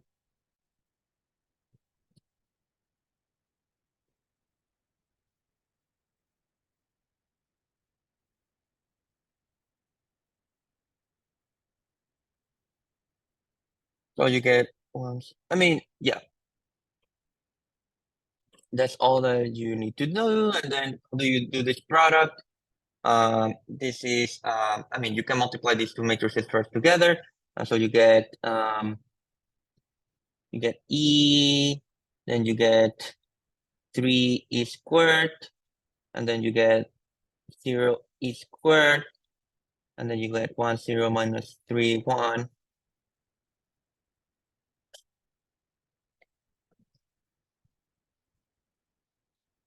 E minus 3e plus 3e squared, and 0 e squared. Okay. So that is the exponential of the matrix 1, 0, 3, 2. And again,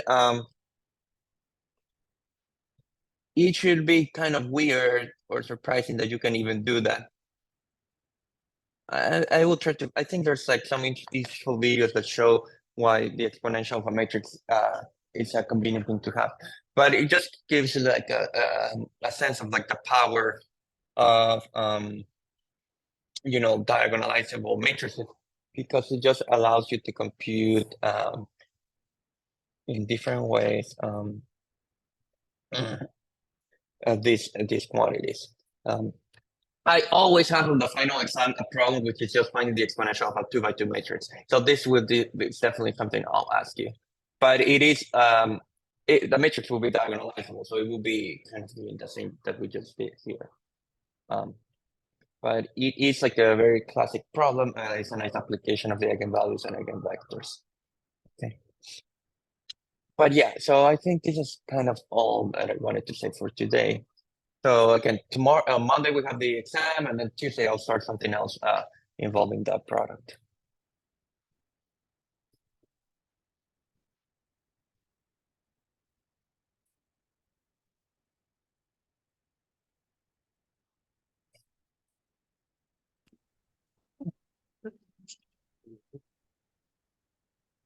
Sorry, did you say something? I don't think I could Yeah, hear you. could you can you hear me now? Yes, now I can hear you perfectly. Yes. I was wondering if you could answer a question on the homework. I wasn't sure. Oh yeah, sure. Which problem? So I had a question on I think it's problem 2. Yeah, here, let me open it up. Yes. So I can one sec.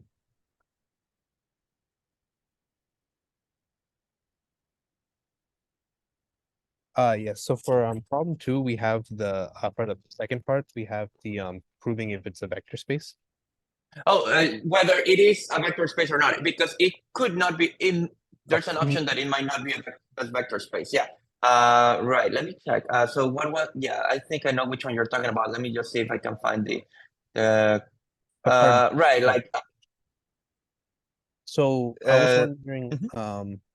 like we know this is like the what is I think they call like a nilpotent matrix where like if the square will become 0 0 0 0. Oh yeah. Actually, right. Not that you needed to know the name, but yes, it is. It is what you would call a new potent matrix. Yes. So I was wondering if the matrix is going to be squared and equals 0 0 0 0, that would mean the Mm-hmm. actual matrix is that was 0, right? Like a 0 matrix Oh, probably. actually, not necessarily. That's like, I mean, yeah. It can you cannot conclude that in the matrix case. Like for Mhm. example, if you take A to be 0 1 0 0, what is A squared in this case? I think this one should work. You, uh, Yeah, this one gives you 0 oh, 0 0. I Yeah. see. Okay. Uh, So we can't prove that. So yeah, you have to be careful. I mean, that happens because the matrix is not invertible. So if the matrix were invertible, it's impossible for a power of it to give you the zero matrix unless the matrix was zero to begin with. But I'm saying like you have to like this fails when the matrix is not invertible. So when the matrix is not invertible, you can have powers of it being zero matrix without the matrix itself being zero. So Mhm. is that making sense? Yeah. Um, So but then now, I was uh-huh. okay. So then I was wondering, you can't do like so with the summing property, you can't do like a squared plus like a1 squared plus a2 squared, right? Where a1, a2 would satisfy like their squares equaling 0 0, because Oh, we right. don't know the original matrix itself, or like we can assume that it So, satisfies it from definition, but right. Actually, you're on the right track. You have to look at the sum property. So let's think what would happen for the sum property, right? What would be a plus b squared? Like here again, you have to be careful because the matrices may not commute. So it's a squared plus ab, right? Mhm. Plus ba plus b squared. So you can guarantee this the first two, the first and the last will be the zero matrix, right? Yes, But but then you the just get AB plus BA, and who knows what that is, right? So that suggests that probably this will not be a vector space, right? Mhm. Because there's no way to guarantee AB plus BA to be zero, right? Yeah. Uh, so what you have to do is just like, I mean, to be completely sure that it doesn't work, you should just find like a particular example. So let's take A to be like, I think we can continue with A being 0 1 0 0. And what if Mhm. you take B to be 0 1 0, like it's kind of like similar to A, right? But I Mhm. think this one, if you do like, I mean, 0. I think this one like will give not a 0 matrix because you right, have the 1. Yeah. right. If you square that, I think you won't get the zero matrix, right? Mhm. Um,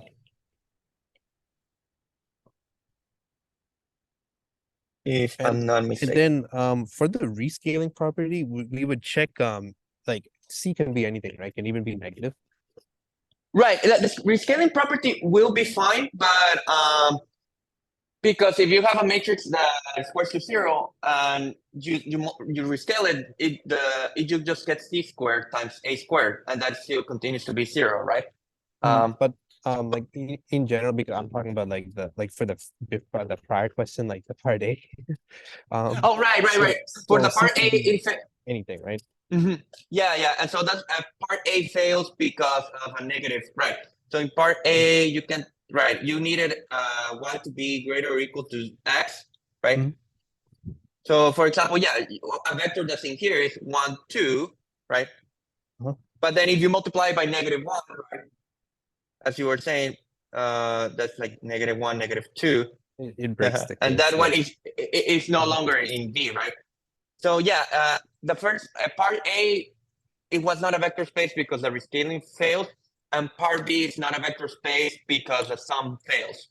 So I wanted like an example of like each property failing, so in different cases. So it was kind of the idea. But in general, you have to be careful with this. A squared equals 0 in the matrix world doesn't necessarily mean that A had to be the 0 matrix. Is that making sense? And in general, like for the exam, would you ever give something for rescaling where like you specify the C range, or would C always be Oh, like no. For the vector space, it always has to work for any possible C. So you cannot restrict the C range for the rescalings. It has, if it's a vector space, it has to be fine with any rescaling that you do. So that's why you can choose like C to be negative or positive or even 0. It can be literally any number. Okay, I see. So it just has to be anything. So C can be any number that Right. you're satisfied. Except would C be 0 then? Because with 0, It can be allowed to be 0, and that's how that kind of is what makes any vector space have the 0 vector. Because like if you take C equals 0, like the rescaling is forcing the 0 vector to be inside the vector space. You see? Oh, I see. So So, any 0 matrix would be in vector space. right. Yeah, and any vector space has to have its version of the 0 inside. So when they're like literally vectors, it's the vector 0, 0, 0, 0. When you're talking about matrices, it's a matrix with all the entries being 0 and so on. So And then I just had one question about the problem for B. yes, let me check. Let's see. Let's see. I don't know where. Oh, okay. That I didn't open it, so I'm just have. What did it say? Oh, I have it here again. Oh, right. A was just Like, finding like call space, right? That was okay. But the B, I was a bit confused on what it was asking for us to do. Because it says use the I mean, like you could have done it like it's just like a way to make it faster to save you some time. like a You way don't to have. I set mean, the equation to it and then just solve it that way instead of like just doing like the row reduction. Is that what it was saying? right. Like so, like let me see if I can share the PDF. Give me a second because it's easier to explain it if I can point to the PDF. So is this a homework for your class? Let me see. Yeah, I think this is the correct one. So in part B, it's just asking, can this system be solved if you choose this vector, right? So the long way would just be to literally put the matrix, right, vertical line this vector and see if the system is consistent or not, right? The shorter way is to check, because of the remark, is just to check whether this matrix is a linear combination of the columns of this matrix, right? So I don't know if you found the basis for the column space, right? So you can just I think that column space has 2 column vectors, right? Like it has dimension 2. Like I got 2. so it is. Right, so it's just literally easier to check whether that vector is like a sum, a rescaled sum of those 2 vectors. And if it is, then you're done, and the system can be solved. You can just take one of the bases, multiply it by like some C value and see if it equals. Right. Yeah. I see. In fact, it can be solved because the way I chose this vector is that if you add up the 3 columns of them, if you do column 1 plus column 2 plus column 3, right? If you add them together, you get this vector. So that tells you for sure that the vector is a linear combination. That's how I Oh, chose if you it, so can that it would. add vectors in the original matrix, it means that You can we'll also get a linear. right. Yes, yes, yeah. You can also add the original. I mean, you can either add the original vectors or the basis vectors. It's just that the original vectors do not form a basis because there are kind of too many. But the column spaces are the same because the column space, by definition, is all the vectors that can be obtained as a linear combination of the columns of the original matrix. It's just that those may be too many. They may be more than necessary, right? So the absolute minimum necessary is the basis, right? But yeah, so if you want, you could have noticed that if you add up these columns, you just get this vector v. Or an alternative would be that if you use a basis for the column space, there would be two vectors, and just check if you can write that as a linear combination of those two vectors. And it should also be easy. I expected you can kind of see by hand like what coefficients you have to choose because it's only two vectors, so it shouldn't take too long. But those are like the two. You have those two ways always. It's just that typically from the basis, it's easier to see things because there are fewer vectors in general. So it's you're just checking easy to if find. either basis rescales to this one, or is it like when they add up together, if they rescale to this one? It's not right. Like the addition is always with some rescalings allowed. So if you call like the basis vectors v1 and v2, it's like the c1 v2 c1 v1 plus c2 v2 equals like this vector v. So it's not like a literal addition in the sense that the coefficients have to be one. They are allowed to be, something else. But like, should So the it's kind of add up to the v, or should it no. It's like this. rescales? I'm writing it on the chat. It adds up to be in the sense that each can be rescaled first. Oh, so you check like how much each rescales, then you add them and see if it equals. Right. Okay. Of course, in practice, one way to do that is like, I don't know if you remember, like I think I said that some time ago, to check if a vector is a linear combination of some vectors, you can literally put that vector, you can put like a matrix whose columns are the basis vectors, and then like vertical line and the vector that you care about. The difference is that that's like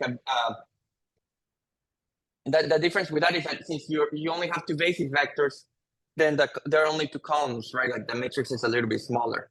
But yeah, you can. That's why you get only two, like because you're the right. Matrix.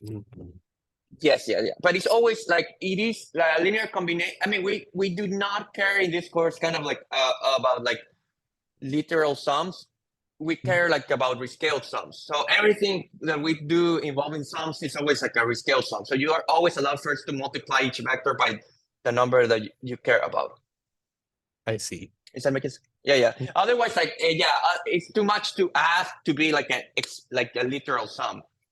You would have to be very lucky. But so you're allowed first to kind of stretch the vectors, like dilate them, and then sum them and see if you get the vector that you care about.